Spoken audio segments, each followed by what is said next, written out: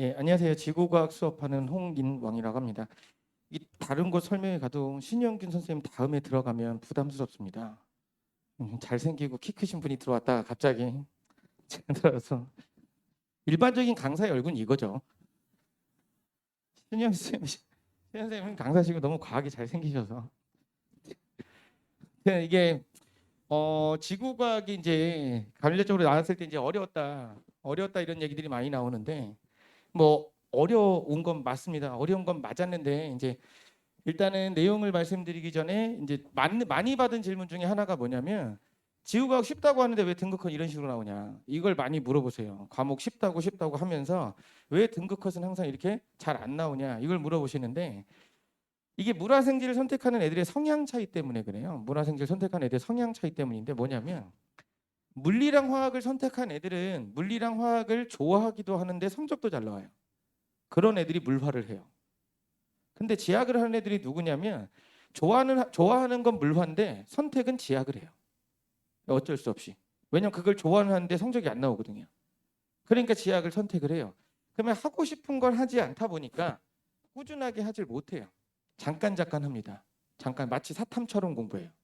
잠깐 공부하고 쉬었다가 또 잠깐 하고 꾸준하지 못하다 보니까 상대적으로 다른 과목에 비해서 하위권 형성이 좀 많이 돼 있어요. 상대적으로 하위권들이 많습니다. 그러니까 전체적으로 평균을 뚝 떨어뜨리죠, 얘네들이. 물론 요즘에 지학도 극상위권 애들 들어옵니다. 전략적으로. 점수를 쉽게 따내기 위해서 극상위권 애들이 전략적으로 들어오긴 하지만 상대적으로 아래쪽에 형성되어 있는 친구들이 많다 보니까 평균이 좀 떨어집니다.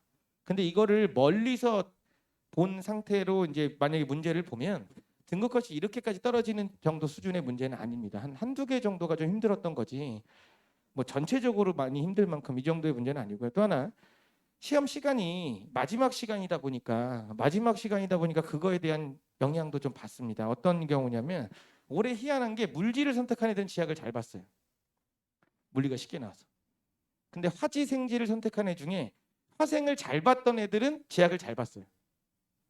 원래 실력대로 나온 거죠. 근데 화생을 못 봤던 애들은 본인 실력보다 지학 성적이 안 나왔어요. 왜냐면 화생에서 충격을 받은 거예요, 이미. 여기서 이제 약간 멘탈이 흔들리다 보니까 지학을 약간 멍한 상태에서 풀게 돼요, 문제를. 그럼 이제 아이들 말로 치면 의문사를 당했다 그러죠. 왜 틀렸는지도 모르는데 그냥 틀렸어요. 일단 채점하고 보니까. 근데 뒤에서 보면 왜 틀렸지? 약간 이런 형태거든요. 그러니까 멘탈이 굉장히 중요해요. 근데 그 멘탈이 흔들리지 않으려면 결국에는 반복일 수밖에 없습니다. 반복이 많이 돼 있어야 되고 몸에 배 있어야 돼요. 근데 그게 가장 안 되는 과목 중에 하나다. 과목 중도 아니죠. 가장 안 되는 과목이 지구과학입니다. 그러다 보니까 아이들이 상대적으로 점수가 좀 안 나온다는 거 학판에. 그러니까 어떤 설명회를 듣고 어떤 선생님의 수업에 대해서 듣는다 하더라도 어찌 됐든 꾸준히 해야 됩니다. 뭐 모든 과목이 똑같겠지만 특히나 지구과학은 그런 부분들이 있으니까 그걸 좀 참고를 해주시면 좋을 것 같고요. 그리고 이제 항상 탐구에 대한 중요성들을 매번 강조하기 처음에 이제 얘기를 하는데 이제 정시로 가게 됐을 때 과목별 반영 비율이 주요 대학이 이렇게 되잖아요. 수학 다음에 과학이란 말이죠. 반영 비율이 높은 게 수학 다음에 과학인데 수학 다음에 국어라고 생각을 하죠. 보통은 수학 다음에 국어 공부하고 그리고 과학은 시간이 나면 하고 시간이 안 나면 어쩔 수 없고 나중에 천천히 해도 되고 그렇게 다른 것보다 양이 많지는 않으니까 그러면 안 된다는 거예요. 결국에 나중에 정시에서 애들이 합격을 하냐 떨어지냐는 결국 과탐이 결정을 해요. 과탐이 물론 수학이 안 나오면 아무 의미가 없지만 어느 정도 수학이 된 상태에서 결국에 아이들을 가르는 건 과학입니다. 과학 성적이 안 나오면 힘듭니다. 그러니까 똑같은 점수를 하더라도 그러니까 나중에 컨설팅을 받는 이유가 이런 것 때문이잖아요. 연구대 수준인데 영어의 점수를 본인이 잘 봤냐 못 봤냐에 따라서 영어를 잘 봤으면 연대를 지원하는 게 유리한 거고 상대적으로 국어가 반영비율이 떨어지기 때문에 근데 영어를 못 봤다면 고대가 훨씬 조금 더 유리한 거고 영어를 거의 보지 않으니까 가감이기 때문에 그래서 과탐이 반영비율이 상당히 높다는 거. 그러니까 일부 문과 학교의 성향이 있는 서강대는 그렇지 않지만 서강대를 제외한 대부분의 아이들이 가고자 하는 학교들의 반영 비율은 과탐이 수학 다음입니다. 항상. 수학이랑 과학이랑 비슷하거나 혹은 수학 담이거나 이런 상태이기 때문에 꼭 과학 공부는 많이 해야 됩니다. 과학 공부를 좀 많이 해야 됩니다. 자, 그래서 일단 점수 컷을 보면 6평 때 보시면 이게 아이들한테 수업하면서 얘기했는데 작년에도 그랬고 올해도 그랬어요. 작년에 3월, 4월, 6월, 7월, 9월, 10월 지구과학 1등급 컷이 한 문제였어요. 한 문제 틀려야 1등급이었어요. 그리고 수능 가서 확 떨궜거든요. 점수를. 올해도 3월, 4월, 6월, 7월, 9월, 10월 다 한 문제 틀린 게 1등급 컷이었어요. 근데 수능 가서 확 떨궜단 말이에요. 똑같이. 이게 떨어뜨릴 수밖에 없어요. 너무 많습니다. 애들이. 선택하는 인원이 너무 많은데 이게 변별을 주기 위해서는 난이도를 높일 수밖에 없어요. 근데 모의고사 단계에서는 그러니까 다른 과목들 같은 경우는 모의고사에서 어느 정도 힌트를 주거든요. 어느 정도 수준으로 낼 것이다. 근데 지학은 계속 쉽게 내다가 수능 가서만 갑자기 확 어렵게 가요. 수능 가서만. 근데 이제 문제가 뭐냐면 평상시에 모의고사 성적이 어느 정도 애들이 나오다 보니까 본인이 잘한다는 생각을 갖게 되고 근데 지학을 하는 아이들의 이제 습성 중에 하나가 뭐냐면 수학을 예로 들어보면 수학을 잘하는 애들은 수학 공부를 더 하죠. 더 잘하려고. 수학 100점 맞는다고 수학 공부 그만하지 않아요. 걔는 그 100점을 유지하려고 계속 공부한단 말이에요. 근데 지구과학은 50점이 나오면 재학을 안 해요. 지학 50점을 유지해야지 이 생각을 하는 게 아니라 이제 지구과학은 됐어. 근데 문제는 부모님도 그렇게 생각해요. 이제 지학은 됐고 너 국어 좀 부족하니까 국어 하자. 너 영어 좀 해야 되니까 영어 하자. 혹은 수학을 하나 더 하자. 수학이 부족하니까. 그렇게 되면 어떤 일이 벌어지냐면 올려놓은 점수 까먹는 거예요. 올려놓은 점수를 까먹습니다. 그럼 이걸 올려놓을 이유가 없는 건데. 그럼 시간 낭비가 된단 말이에요. 다시. 그런 식으로 해서 만약에 수학이 3이었는데 2가 되고 지학이 1이었는데 3이 되면 그게 무슨 의미가 있냐는 거예요. 그렇게 시간을 투자한 게. 유지가 돼야 점수가 가는 거지. 유지되기 전에는 그러니까 유지를 계속 시키려면 꾸준히 해야 된단 말이죠. 그러니까 쉬면 안 됩니다. 그리고 쉽다고 하니까 나중에 시작해도 된다. 나중에 시작해도 되는 과목이긴 합니다. 지구과학은. 나중에 시작해도 되는 과목이긴 한데 문제는 나중에 시작해서 따라오려면 애들이 겨울 때부터 했던 거 채우고 와야 돼요. 왜냐하면 그때는 다 문제풀이를 하고 있는데 처음에 딱 들어와서 선생님이 무슨 말인지 하나도 모르겠어. 모르죠. 개념이 없는데. 알 수가 없습니다. 근데 그거를 선생님이 무슨 말인지 하나도 모르겠어. 두 번째 하는 말이 선생님 수업 스타일이 나랑 안 맞아. 안 맞죠. 처음 봤는데. 어떻게 맞겠어요. 저랑. 처음 본 애가. 맞을 수가 없습니다. 그리고 혹은 대형 수업에 앉아 있으면 그냥 유명하다니까 못 알아듣겠지만 그냥 참아야지. 혹시 내가 나가면 대기가 풀려서 나는 다시 못 들어올 수도 있으니까. 약간 마감 심리 전략이죠. 그러다 보니까 나가지도 못하고 알아는 못 듣고 있고 그러다 보니까 막판이 되면 또 여기저기 개인 수업을 찾게 되고 이걸 채우기 위해서 악순환의 연속이란 말이에요. 근데 겨우부터 꾸준히 찾아갔던 애들은 굳이 그럴 이유가 없거든요. 이게 어느 정도 돼 있다 보니까. 항상 핵심은 지각은 꾸준해야 된다는 거. 그리고 인원이 점점 늘고 있기 때문에 올해는 이제 생명과학보다도 인원이 많았어요. 생명과학보다도. 더 많은 인원이 응시를 했기 때문에 난이도는 이 정도를 유지할 걸로 보입니다. 이 정도를 유지할 걸로 보여요. 특히나 올해 나온 문제 중에서 지각 20번 문제는 사실은 조금 과합니다. 지금 정답률이 한 8%밖에 안 나오거든요. 그럼 거의 다 틀렸다는 얘기인데 왜냐면 찍어서 맞춰도 20% 나와야 되는 건데 그렇게 나왔다는 얘기는 뭐냐면 한 번도 본 적 없는 스타일이에요. 그 어떤 모의고사 풀어도 그건 대비가 안 돼요. 아예 처음 보는 거기 때문에. 근데 그게 왜 과하다고 얘기를 하냐면 그게 일반적인 7월, 9월, 10월에 보는 모의고사였다면 애들이 풀었어요. 왜냐면 문제 자체가 어려운 게 아니거든요. 근데 이게 수능에서 보니까 그 생각이 안 들어요. 이걸 과연 그렇게 생각할 수 있을 것인가 애들이. 그 과정을 생각할 수 있을 것인가. 그런 부분이 있습니다. 근데 그거를 그러면 맞춘 애들은 그러니까 그거는 애초에 출제부터 이건 무조건 틀리게 할 거야. 무조건 한 개는 날릴 거고 요건 이제 운이 좋은 애들이 맞추는 거. 요건 하나 날린 상태에서 나머지 가지고 한 개 정도만 더 보자 이거거든요.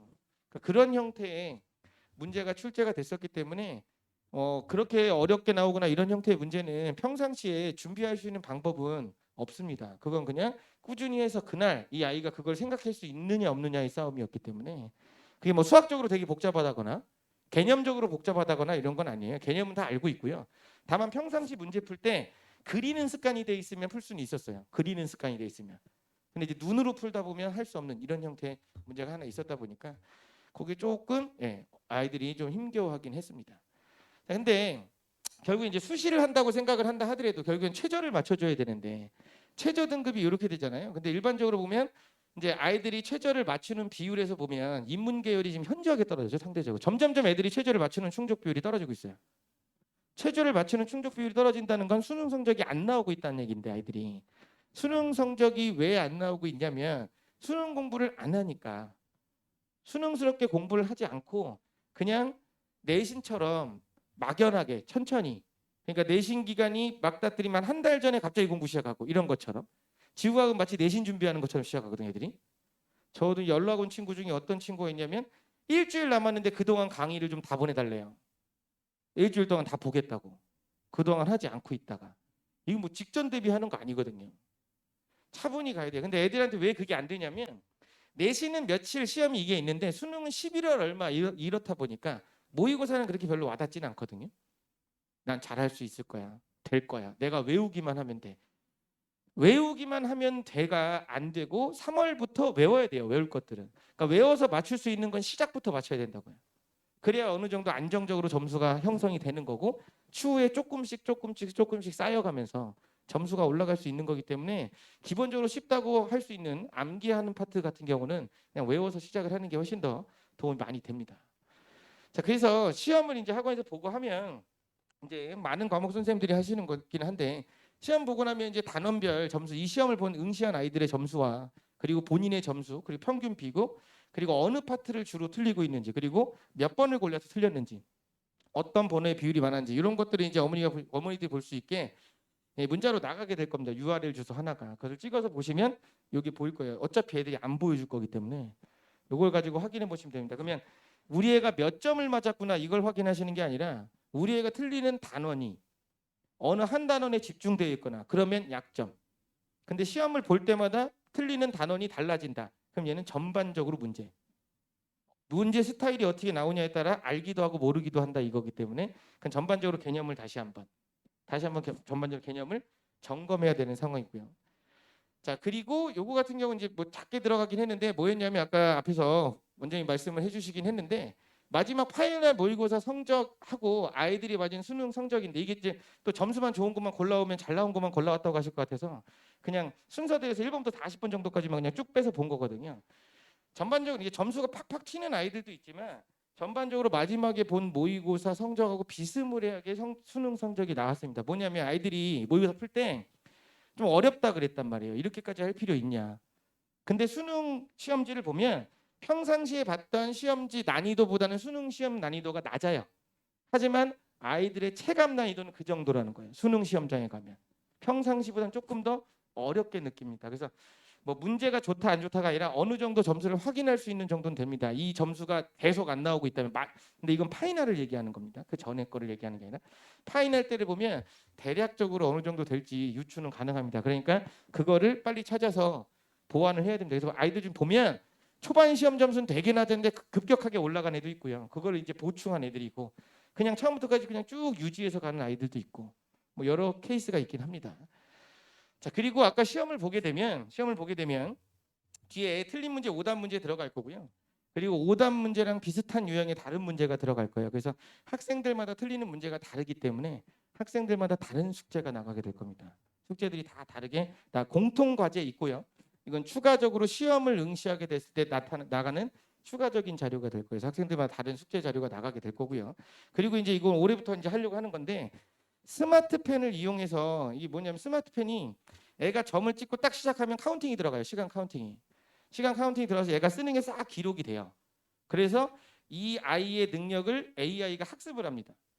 그럼 이게 자료가 계속 누적이 되면 이 아이가 어떤 부분이 약하기 때문에 얘는 이런 문제 주면 못 풀 거고 이런 문제 주면 맞출 거고 이런 것들을 판단을 해요. 그래서 문제를 하나씩 제시해 주는 이런 형태로 추가적인 약점을 극복할 수 있게 이건 집에서 학습을 하는 거예요. 집에서 링크를 걸어서 들어가면 거기서 확인을 하는데 이건 그 전범위 시험이 응시될 때 시작이 되기 때문에 겨울방학 때는 시작이 되지 않고 시험을 어쨌든 응시를 해야 되기 때문에 이게 수학 같은 경우는 푸는 시까지 다 써져요. 그래서 어떤 방식으로 풀어갔는지 그래서 오답 확률을 좀 찾는 건데 과학 같은 경우는 특히 지구과학은 푸는 문제가 아니기 때문에 어떤 식으로 통계를 낼 거냐면 이 시험지에서 1등급을 맞은 애들의 평균적으로 푸는 분수가 몇 분 정도 걸렸다. 근데 이 아이는 몇 분 정도 걸렸다. 이걸 통계를 내서 이 정도 문제 수준이라면 얼마 안에 끊어야 된다. 푸는 시간이.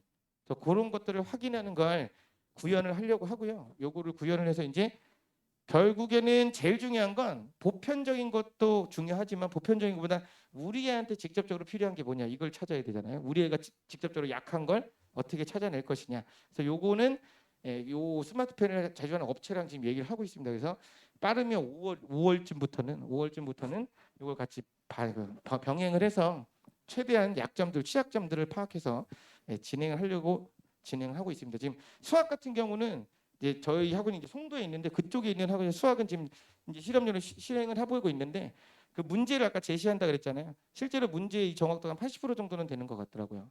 틀릴 거라고 생각한 건 틀려요. 실제로 진짜 풀면. 맞을 거라고 생각하고 제시한 문제는 맞추고 있고요. 그런 부분들로 점점 이제 방식이 좀 새롭게 바뀌어가야 되는 거기 때문에 그런 부분들을 중점적으로 이제 관리를 하려고 노력하고 있습니다. 그거 이외에 이제 뭐 조교들이 들어온다거나 질의응답 시작이 되고 숙제 검사하고 이런 건 수업 시작 전이나 수업 종료 후 이때 이제 검사가 진행이 될 겁니다. 그래서 연간 커리는 1년 동안은 결국에는 과탐은 거의 비슷하긴 할 건데 겨울방학 때 개념을 한단 말이에요. 그래서 내신으로 지구과학을 했든 안 했든 내가 얼마나 잘하든 상관없이 겨울방학 때는 일단 개념입니다. 다른 과탐이랑 다르게 지구과학은 가장 중요한 게 개념입니다. 그래서 지속적인 반복이에요. 어떠냐면 물화생은 언제 개념이 정리되고 문제를 풀 때 소위 애들 말로 스킬이라 그러죠. 이 문제를 푸는 스킬을 가르쳐 주잖아요. 이걸 어떻게 하면 빨리 풀 수 있고 어떻게 접근하고 이걸 가르쳐 주는데 지구과학 문제 풀이는 죄다 보면 스킬이라는 게 존재하지 않아요. 지구과학은 문제 푸는 스킬이 없습니다. 그냥 문제 풀 때 항상 그 문제에 해당하는 개념을 설명해요. 이 문제를 풀기 위해서 어떤 개념을 알고 있어야 돼. 무한 반복이 들어가거든요. 개념이.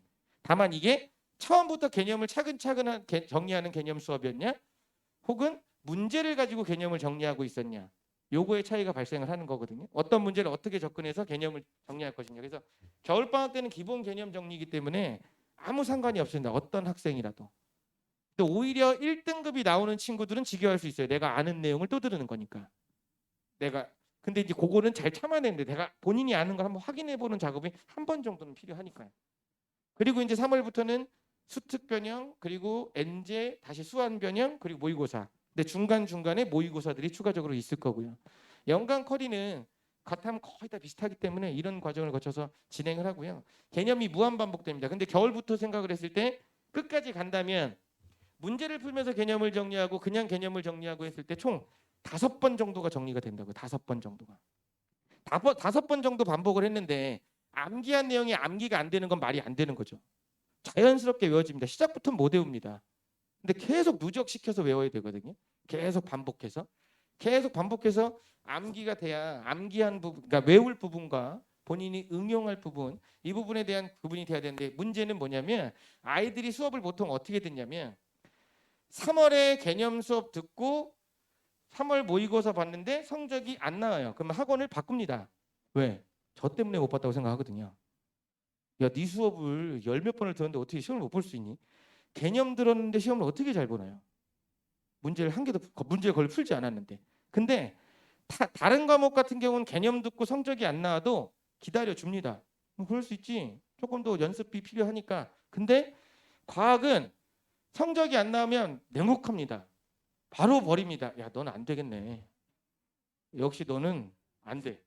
그러면 학원을 바로 갈아타야 되는데 갈아타지 않고 3월 교육청이 지금 3월 말쯤에 보잖아요. 20 며칠쯤에 본단 말이에요. 그럼 한두 주 있으면 내신 기간이에요. 그럼 어차피 이렇게 된 거 내신 끝나고 가자. 그럼 이때 통으로 날아갑니다. 그럼 생각해보세요. 12주 듣고 7주를 쉬어요. 그러면 5월 달에 다시 나타나거든요. 그럼 거의 백지 상태입니다. 애들 일주일만 돼도 기억 못 하거든요.